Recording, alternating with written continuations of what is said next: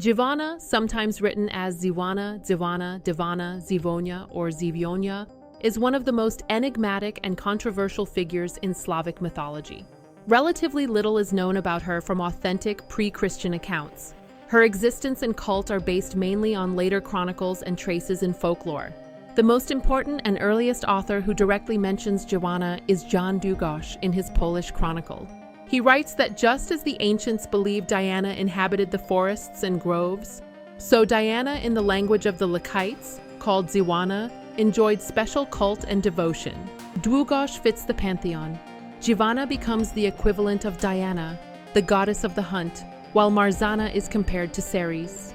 Many believe that Długosz simply translated the Slavic deities he knew into classical Roman ones, not necessarily based on a still-living cult.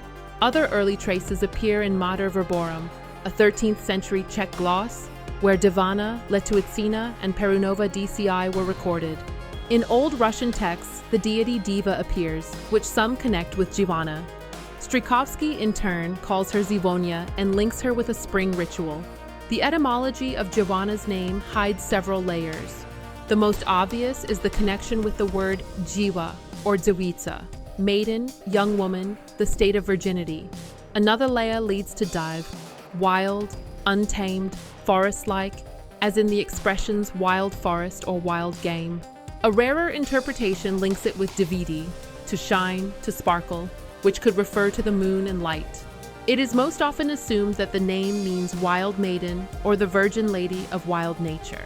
Based on sources, she is assigned functions: guardian of wild nature, forests, groves, meadows, and wastelands. She is the goddess of hunts and hunters, especially those hunting with a bow. She is also the patroness of wild animals: deer, roe deer, wolves, foxes, hares, and greyhounds. She is the guardian of virginity and independent women who never married and rejected suitors. Guardian of young girls and forest fertility. A symbol of spring and awakening nature, the opposite of Marzanna winter. In iconography, she appears most often with a bow and arrows, a greyhound, a wolf, or a fox by her side, and often with antlers as a crown. Her hair is in shades of brown or gold, robes in tones of green and white, and in her hand, she holds the flower of a plant called mullein. A popular theory says that Dziewanna and Marzanna are two halves of one cycle.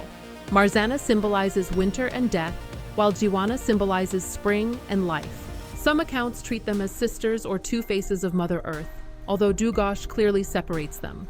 In folklore, the most interesting echoes of the cult have survived. Mullein wreaths on cupola night. Girls wove them for love and fertility. Mullein twigs were used as protection against evil spirits, and burning dried mullein leaves to purify the home. In some regions, such as Silesia or Lesser Poland, traces of the ritual of walking with Ziewonia have been preserved. In modern rodnovery, Dziewanna is one of the most frequently worshipped female goddesses, alongside Mokosh or Lada. Her holidays are celebrated around cupola night.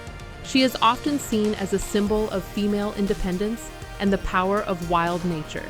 A realistic assessment today is, almost certainly there was a Slavic female deity associated with the forest and the hunt. The name Ziewanna is likely authentic.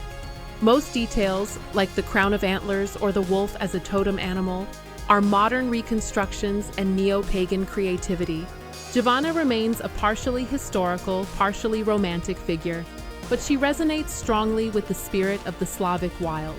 With love and a low bow, may she favor you.